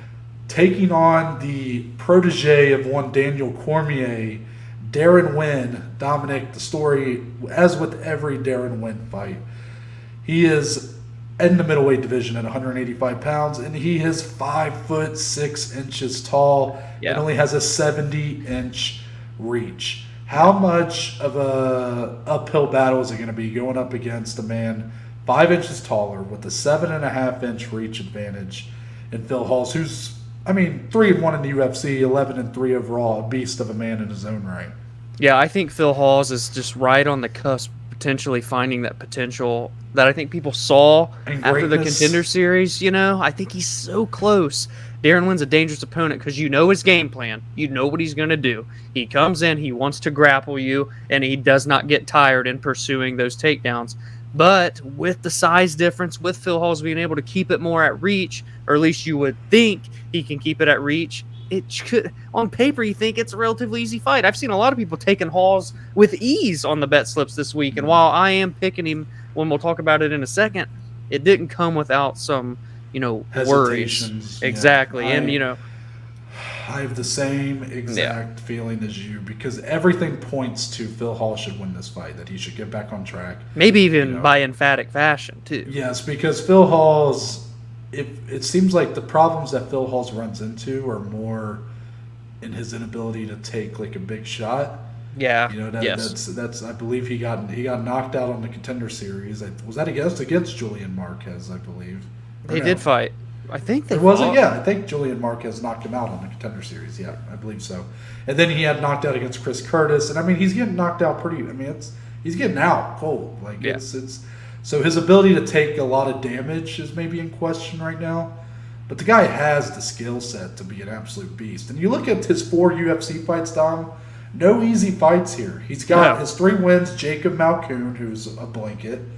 Then you got Nasruddin Imavov, who's a very underrated fighter in that division, ranked fighter now, and he got a decision win over him. Then he got a decision win over Kyle Dawkins, who's on this very card. Yeah. Of course, he got KO'd by Chris Curtis, but Chris Curtis is really good. Darren Wynn, despite his physical limitations and the fact that pretty much everybody's like, why is this guy fighting at 185 pounds? Yeah. He has done a lot more with it than you would expect. You would expect, and that I think people give him credit for. Yeah. It's not always the most exciting. Again, he's 2-2 in the UFC. But even before that, he was on the infamous, the infamous Golden Boy MMA card, Liddell versus Ortiz 3. Really? If you remember that. He was on there against Tom Lawler of UFC fame, and he got a decision victory there. He has a decision victory over Eric Spicely and Antonio Arroyo. And then he has losses to Darren Stewart and Gerald Mearchart. So his best competition that beat him, and then obviously the competition that's maybe, Eric Spicely, not a bad opponent, but Antonio Arroyo, that fight was so funny to watch because, it was a really boring fight. Just the worst. Yeah. But Antonio Arroyo, I believe, is over 6 feet tall. He's even bigger than Hall's. Yeah, it was crazy. Because Hall's, height-wise isn't exactly, he's not one of the taller guys in this division. Yeah. But Antonio Arroyo is 6'3", 6'4", I think, or maybe less than that. But it was just so weird watching him get ragdolled by Darren Wynn. But that's a possibility, Dom. I don't think it is. I think this is a tough matchup for Wynn against Phil Hall's. I think he does better with the taller, lankier opponents of light heavyweight. But there is in my mind, I can see it now, Darren Wynn getting a victory by wrestlefucking. It. See, and I wanted to say so much. Oh, well, Phil Hall's has that win over Malkoun. It's copy-paste, right? Well, he knocked him out in 18 seconds, so we didn't really get to see him even get tested. It's very true. We'll see what happens. Yeah. Let's move on to the bet slip. We hinted at a lot of picks that we are going to make, so let's go ahead and put them out there. Dominic, pulling up the graphic. You know it. Good. You know it. He's wearing the Hardy Boys shirt. I know you guys probably can't really see it, but in support of our boys. Hopefully Jeff is doing all right. I know he's had a tough little incident pop up, but we're hoping the best for him. Thoughts and prayers to the Hardy Boys. Absolutely. So the bet slip, Dominic, and I want people to let us know their thoughts on the poster. I was wondering, I couldn't figure out, Dominic, and maybe I'm just stupid, but I was like, okay, I don't understand the whole font thing going on, where the words are wrapping. Yeah, it's kind of stupid. That's the part where I'm like, what the fuck is this? Don't need that. I didn't, and I was like, what look are they going for there? I didn't realize that's like an underwater look that they're going for. Am I stupid for not recognizing that? No, because I didn't notice it either. But now do you kind of see what I'm saying? A little bit, yeah. I dig those it. two, they're facing off underwater, I guess, like Marco Polo. Yeah, even though we're fighting in Austin, Texas, but it's fine. But the rest, I do think a cool picture going on here. They should have photocropped some cowboy hats on them or something. I don't know. So let's get into the singles. We'll just do what we did last time, just go down, and whenever it's our turn, it's our turn. Yep. I will start on our behalf. 2 units on Julian Marquez money line. Me and Dom both riding with the underdog at plus 150. We like both guys, but truthfully, I look at that fight as much more closer than those odds tell you. I'm shocked that Marquez was. I actually figured it might be not the reverse, but I thought Marquez might be a slight favorite. If I were making the odds, I probably would have made him a slight favorite. I just feel like the holes in Rodriguez's game have been more apparent. Like, he's been in some exciting fights, gotten some exciting wins, but he's like, the Jun Yong Park fight, he really had to battle through. I mean, he was literally 2 seconds away from being out. Oh, it was insane. Yeah. I mean, and that shows some resolve that he has and his ability to take a punch. But, the Petrosian fight, a war. Yeah. I thought he did enough to win, but again, he hasn't quite been able to put it together for a full 3-round fight yet. Marquez, I would say, has done that more. Yes, the Maki Pitolo fight, kind of similar situation to Jung Yong Park, getting beat, has a big comeback victory. But I think we've seen more from Marquez up to this point. Yeah. To where at plus 150 in a fight that we kind of value as a pick'em, I think it's great value. Exactly, man. And I just got to ask, what do you think? He hasn't fought since April of last year. Sometimes layoffs are bad, but sometimes they're good. Julian Marquez is still young. We could see an improved Marquez, for all we know, coming out here, where in the meantime, his opponent has been taking beatings in his last 2 fights. So I'll be curious to see how the layoff plays out for him, too. This is a good point. We never really know how those two elements, sometimes the guy who's just staying active, even if they're taking punishment, fares better, and sometimes it's the guy who takes the layoff and lets himself recover that does better. Yeah. I will just say Marquez's last fight being against Sam Alvey was kind of a weird one. Sam Alvey, even at that time, was probably not UFC caliber anymore. Yeah. But at least, Marquez did make pretty quick work of him. So, I don't know. It should be a very fun fight, though. I don't see how it won't be. Hopefully, anyway. My next money line play here, I'm going Jeremiah Wells money line. I was very pleasantly surprised when I woke up today and saw that he was no longer a slight favorite. He was actually the betting favorite as of yesterday. It was kind of a pick-em fight, still very close, but now he is the slight underdog against. Why am I forgetting his opponent's name? It's Court McGee. Court McGee. I was thinking of, what name for some reason kept popping in my fucking head. It was the guy that Court McGee beat, that Ramiz Brahimaj. Oh, yeah. I don't know why the harder name was coming to my head, but yes, he's going up against Court McGee. Court McGee has so much experience on Jeremiah Wells, and I will admit that. Court McGee 10-9 in the UFC, 19 fights compared to Jeremiah Wells 2-0. Yeah. That's a huge advantage. And in terms of just their professional experience, McGee 31 total fights, Jeremiah Wells 13. Yeah. Nearly triple. So for me, though, I think Jeremiah Wells has looked exceptional in his first 2 fights. Yeah, the Blood Diamond fight, there was some intrigue in Blood Diamond, but that's what it was. Okay. Kind of I forgot. But his debut in the UFC was against Warley Alves. Yep. And I would argue, Dom, that Warley Alves, I think, is a better fighter at this point than Court McGee is. So to get that win and to knock out Warley Alves, when that's not even really Jeremiah's game, said a lot about who he is already in the UFC. Yeah. And for Court McGee, he's a solid guy, but, he's on back-to-back wins. The Brahimaj win was pretty impressive. Very, yeah. But you go before that, he was losing 3 straight. He had lost to Carlos Condit, Sean Brady, which no harm, no foul there, and then Diego Lima, who's now retired. I just think Court McGee, he may have some sort of IQ advantage that could maybe help him out, kind of, experience advantage that could definitely play a factor. But I value Wells's athletic gifts more in this fight, and his finishing capabilities, which Court. I keep wanting to did say it again. Court McGee has only been finished actually 1 time in the UFC. Wow. Which feels like I'm kind of talking against my pick. That's all right. That's all right. But in decisions, he's only 8-8. It's not like he's dominating decisions. Wells can still win that method as well. Yes. I just think that Wells, he can do it on the feet. He can do it on the ground. I think he's going to be more aggressive. I think he's much more naturally gifted at this point. Got more obvious, genetic capabilities. What am I looking for? Athleticism. Yeah. Plus 100. Take my money. I like it. I like it. And I felt the same way. And when you say take my money, because when I saw Joaquin Buckley at plus 180, I was all over it. I was scared.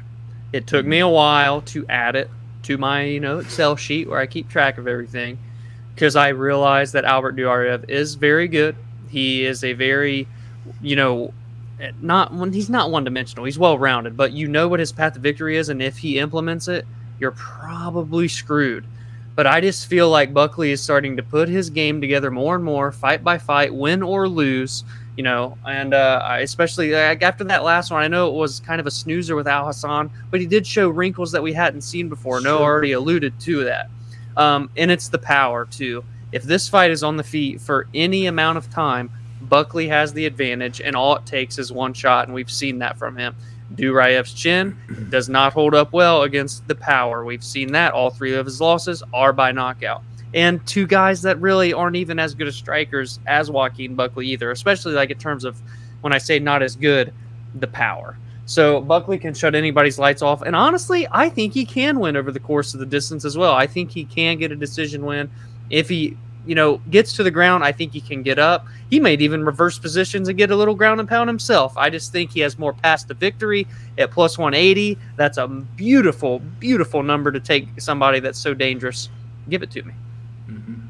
I got 1.65 units, and as you can kind of tell at the minus 165 rate, I'm, again, toying with the unit sizes. I'm taking a page out of GC's book from GC and Helwani.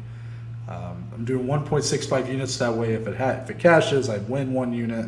We'll see how this goes. I did that for any minus odds that I put in place. And then anything that was plus money, I just did 1 unit. So that was the strategy this week. Trying to just toy with some stuff because, coming off a minus a lot of units. Yeah. Week, it was necessary to take another look. Yeah. But I got Ramos Chavez, that fight, to go the distance at minus 165. I like this fight. I like Ricardo Ramos. He has been a bit inconsistent in the UFC, but what has been consistent is Danny Chavez, 3 fights in the UFC, all 3 decisions, 1 win, 1 loss, 1 draw. Yeah. The guy's done it all as long as it's going the distance. Ricardo Ramos, 5 decisions in his 9 UFC fights. Typically, if he is... he's 2-2 basically in fights that don't go to distance. 2 knockout losses for him. He does have 1 sub win in the UFC and 1 knockout win. it's the game of odds here, right? At minus 165. I think this is a fight that very much could go to distance and very much will, just because the way these styles clash. Yeah. Ricardo Ramos is going to be the aggressive of the 2, but even he is not consistently aggressive. That's kind of his. It's kind of where he falters sometimes. Right. So right. It's an interesting fight, but one that I think no matter who wins, they're seeing the judges' scorecard. So had to take it. I like it. And then next one, also 1.65 units. That's always nice. Minus 165 again. This is a bet that I didn't actually place the first time this fight came around, but I'm kind of glad I got a second chance here. Cerrone Lauzon in our co-main event. I have it going under 2.5 rounds. This was slightly better odds than if I took that fight to not go to distance. So it's great odds in my opinion. Yeah, man. I mean that was the whole reason for me doing it. For it to not go to distance was minus 200. So you're getting quite a bit better odds for just under 2.5. I look at this as being more of like an under 1.5 type fight, if I'm being honest. But I recognize you got these 2 old souls here. For all we know, we're getting a decision, a war. I mean, you just never know. But both guys have finished much more fights than they've went to a decision in. And at this point in their careers, they can't really take the punishment, but they can still deliver it. Exactly. So I think that that's a good recipe for that fight ending pretty quick. Yeah, and essentially copy and paste what Noah just said to the last single play on the bet slip here. It's Cerrone Lauzon does not start round 3. That's right, people. I'm still branching out. I'm still finding new bets on that DraftKings app. There's so much shit to look around for on there. I like this one. I've not played anything like this. I've had relatively good success with fight props / over-under, so I figured I'd take it a step further. We're going to go to not start round 3. I believe 6 out of 10 for both guys in their last 10 fights have not went to a round 3. As Noah said, they're both getting older. They're both on layoffs. I just feel like they're going to come in. They're going to go guns a-blazing, and I think someone does get finished. I kind of essentially just partnered with Noah at under 2.5. He's got 2.5 more minutes to work with than myself, but I figure we can both cash and ride off into the sunset with that method there. So I like that one a lot. Yeah, I contemplated when I saw your bet pop up, because I didn't see that when I was going through. See, I'm always digging a little deeper. I was tempted to actually change my pick, but I'll take the minus 165, 40, the minus 40 difference, and give myself just that extra half round just in case. So I will say one more thing quickly before the parlay piece, and there was to not start round 2. So if you're anticipating a first round finish, I believe for the fight in there it was plus 200. I was so close to picking that just because of Lauzon's success. Just a sprinkle, yes, for those that are looking to find value somewhere, if you're struggling, there is a little bit there if you're interested, because I think it is going to be a violent fight. Very true. Now on to the parlays, and well, this is dangerous. Yeah, look, we haven't learned a damn thing. Now, no. Let's break this down a little bit, Dom. 6 parlays. Woo! All of them two legs. Yep. Which I think is a sign of growth for us. Yes, this is true. A sign that we're smartening up a little bit. Now, we are doubling down on parlays, which is dangerous. I mean, for me, I'm pretty sure, again, the Cincinnati Reds had a better start to their season than I've had up to this point with parlays. Yeah. But when the value's there, you got to go for it. Yeah, 100%. For me, it starts with my moneyline parlay, 2 units, Cody Stamann and Adrian Yanez. 1.82 units. It's minus 182 on the odds. Cody Stamann taking on Eddie Wineland. Yeah. Eddie Wineland's 6-9 in the UFC. Despite the fact he's had a great career, fought for a title at one point in time. He was really good with WEC, so he kind of came in at the tail end of his prime. But, who he is now, he is not that same guy that fought for a title back in the day. He is very much a diminished version of that. You saw him, we had a highlight reel, lost to Sean O'Malley and whatnot. Cody Stamann's not, he's been on a tough run. He never has quite put it together. Cody Stamann has lost 3 fights in a row. But you look at the matchup, and Cody Stamann's just a great wrestler, a great grappler. I think he's going to give Eddie Wineland a lot of trouble with that. I was close, Dom, to doing like some sort of Cody Stamann by decision, but I knew that if I did that, it's going to fucking... Yep, I had a couple of those. He's going to get like a last-second submission win, and it's just not going to be good. Adrian Yanez, look, I still think that fight's a little bit closer than what the odds are telling me, but I still value Yanez as one of the bigger favorites on this card that I trust. Combining 2 of the bigger favorites that I trust here, Stamann, Yanez, I think Yanez especially, just bigger fights ahead. He's fought better competition than who Tony Kelly is at this point, and I think that says a lot about what we're going to see from him here. Minus 182. Feels good. Feel good about it. Yeah, that's one thing I will say for all these parlays. I do feel really good about them. I really took a different approach this week for me. So I guess, are we just going left row, right row? So I'm going to go 3 straight parlays here. So I was doing a lot of like mix and matching. How are the odds looking with these two, with these two, with these two? I was building some that had 3 legs and 4 legs. Obviously, those get me to plus money. But it's like, is it worth the risk, right? You know what I'm saying? I was trying to prioritize my reward with as low risk as possible. That's kind of what I went with this. So I'm just going to start with that first one. Moneyline parlay. These are all money line. 2 legs apiece. First one, minus 133. Ricardo Ramos, Adrian Yanez. Good thing, Noah and I, again, always on the same page lately. Maybe it's to our detriment because we haven't been winning much lately. But we should just bet against each other. Somebody's going to win. Somebody's going to lose. But I really like Ramos, actually. Ideally, he wins a decision for Noah's sake up there with the 165 play that he did earlier. But I just think he's the better well-rounded fighter. He's fought way better competition. Danny Chavez is just kind of hit or miss. Like Noah said, he's 1-1-1. When you're in there with better competition, you have more routes to victory. And Ramos, I think he gets it done really in all 3 areas of this fight. I think it's a really good performance from him. Adrian Yanez, we've talked about him a few times now. Weird that he's fighting Tony Kelly. It's going to be a scrappy fight. I don't think he's going to get him out of there easy. Dare I say, I think this fight goes the distance, and there's pretty good odds on that too if you're looking for it. But I think straight up he does win. He's the better fighter on the feet. I think he's well-rounded enough to put up a fight on the ground if it gets there. I really like the potential of Adrian Yanez. The next one, we go up a little bit. It's minus 164. Cody Stamann, the biggest favorite on the card, at minus 550. And Kevin Holland. I'm going to start with Holland because Noah's already talked about Cody. I think he is looking great at 170. I liked what I saw in the Oliveira fight. Not that it came easy. That was a scrappy fight in its own right. But I just think at this point in his career, Kevin Holland is still better than Tim Means. I think he puts up a good fight. But honestly, I still see Kevin Holland coming out and shining like he typically does in some of these matchups. Cody Stamann, he's due for a win. It's a weird match that they're putting him up against Eddie Wineland because I just feel like Cody's better everywhere. Yes, Wineland's been there, done that. He's fought a lot of guys. But Cody Stamann's resume is pretty stacked too. Whether he's winning or losing, he's fought a lot of competition. I think he gets the job done there.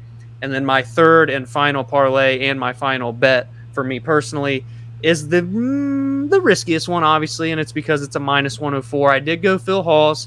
I think he's just so much bigger than Darren Wynn. If he can just stay away from the takedowns, I don't see how he loses this fight. I think he could potentially even come out and shine and knock out Darren Wynn.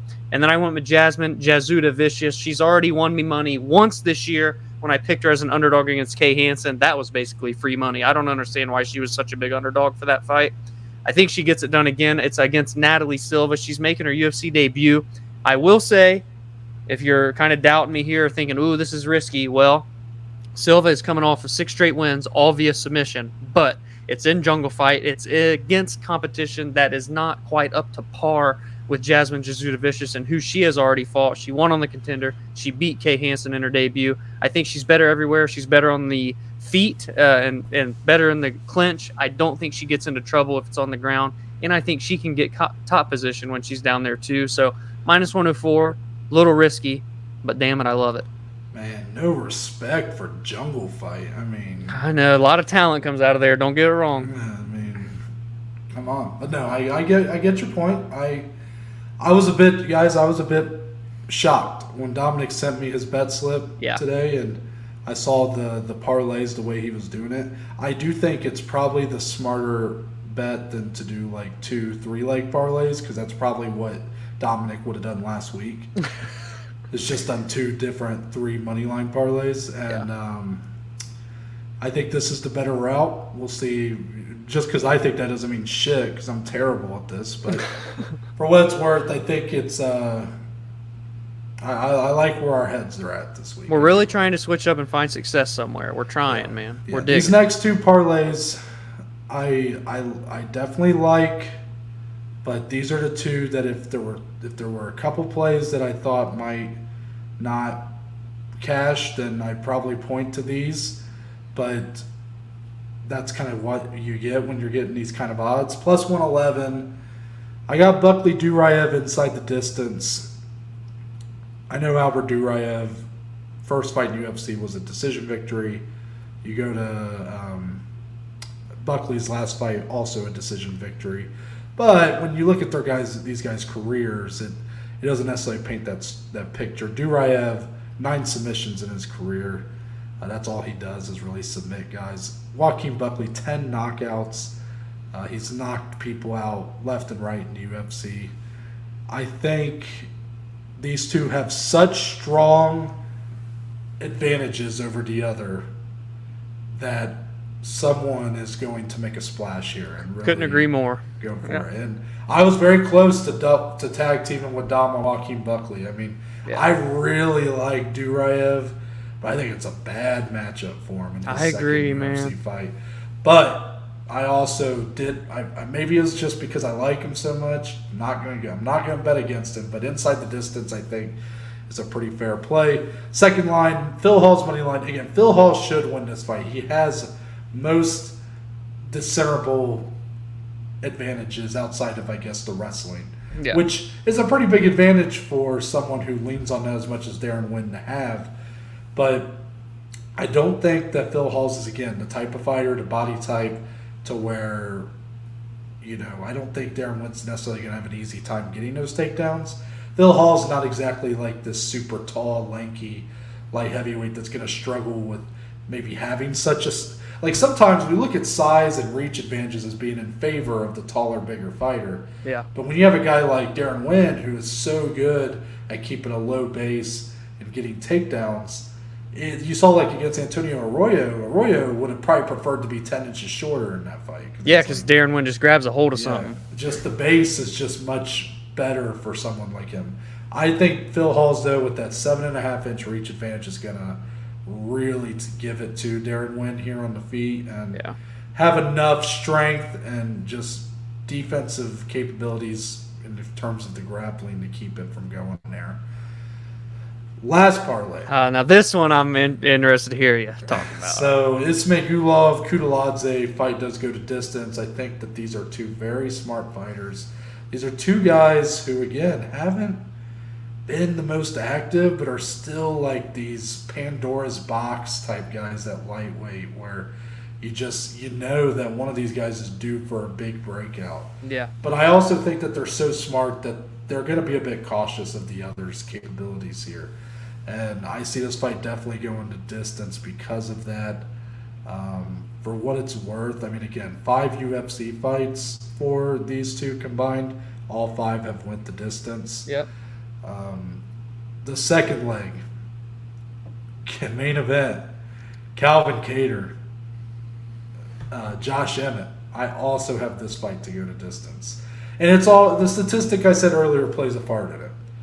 Only one current top 10 featherweight has been finished in the last 3 years. That's fucking nuts. But then you look at these two. These two guys are fully capable of getting finishes. They do it a lot. They are very good fighters. But also, like I said, both 10 UFC fights, both have 6 decisions, so they're actually more heavily leaning to decisions, especially now that they're fighting when they get to the top level competition. And it's not only because... it's not necessarily because of any lack of finishing capability they possess, but it's a lot of their matchups are against these guys who can take punishment. And that's what you're getting here. Yep. Both guys not only dish punishment with the best of them, they absorb it better than almost anybody else in the whole division, anybody else in the whole UFC.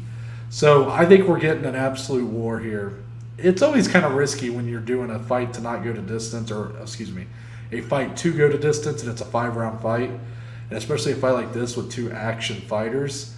But I don't know. I have a hard time seeing a finish here. I really do. Yeah. And even before I knew that stat about the last 3 years, really that stat doesn't play much of a factor here for me, Dom. It really doesn't. They're both just so damn durable. It's more the matchup itself, the durability, like you're saying. And I do think there's something, honestly, to the fact that it is 5 rounds, that you might see some conservation on, like, Josh Emmett. Not going to go for it all with every punch he throws. Yeah. For Calvin Kattar, going to look to do a lot of punches and bunches, a lot of combinations, putting together some nice boxing combinations, but he's probably not going to put everything behind each punch. Right. I think 5 rounds is what you're going to get. I think it's going to be a very close technical fight. Maybe a bit of like Calvin Kattar, Dan Ige I could see here is kind of the fight we're going to get. And that was a great fight. So plus 173 is this parlay. I'd be very happy for that to cash. But again, I recognize the risk, but I don't know what the saying is, but no risk, no reward, that kind of thing. Yeah, man. Well, Dominic, that's going to wrap it up for the below average bet slip for this week. And of course, we got to end things with closing statements. The point of the show where before we send you guys off into the weekend of MMA, we just have to get anything and everything off our chest, whether it be relating to MMA or not. Usually not. So, Dominic, closing statements. You got any for today? I'm hoping everybody out there, or at least definitely like our U.S. domestic listeners, it's a bit of a heat wave right now here in the Midwest of the country. I hope everybody's staying cool. If you got your pools, get your swimmies on and go swimming. Yeah, stay cool out there, guys. Enjoy this summertime weather, I guess, if you can. If it's not humid, it's bearable. When it's humid, that's when it's not so fun. But stay safe out there. I've got some golf coming up this weekend I'm excited for. It's going to be a good weekend. Lots of fights, lots of sun, lots of golf. Let's do it. I have a confession. This is going to be my... oh, boy, a confession. This is going to be my closing statement for today. Okay. I have begun... So I do a lot of projects. You know, Dominic knows this. I do a lot of ongoing projects. I like to keep myself occupied, entertained. Yeah. So I have a lot of stuff I'm just working on with my Excel sheets and stuff in my personal life. Like... I have an ongoing list where I give a grade to every UFC pay-per-view, just in history. Just because. I mean, I used to have the master Excel sheet. Oh, yeah, I remember. Yeah, that sheet got deleted because I said I want to start from scratch. Oh. That is something you would do. Only you would do that. I do. I don't like keeping old spreadsheets, so I delete them. Yeah. So I'm starting from scratch. I'm like, well, I'm going to give a grade for every UFC pay-per-view. Okay. So I'm doing that. I'm also trying to watch a lot of old-time boxing. I'm trying to become more invested in the sport. So I've been watching a lot of boxing fights on YouTube and whatnot.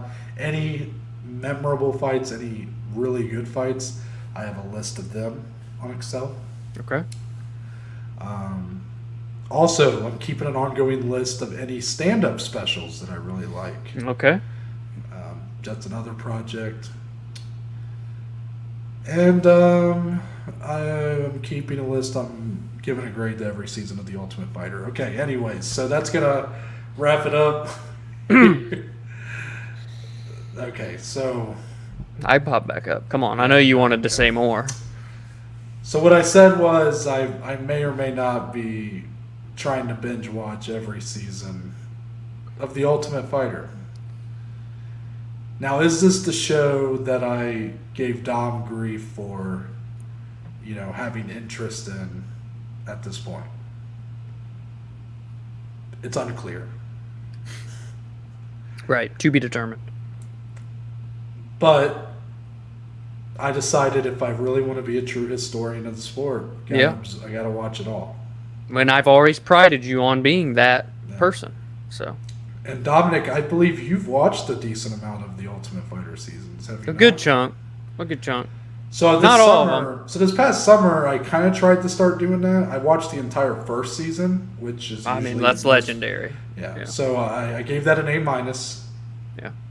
Which is probably about as high as we're going to get. Reality TV, that's about as high as you're going to get from me. Yeah.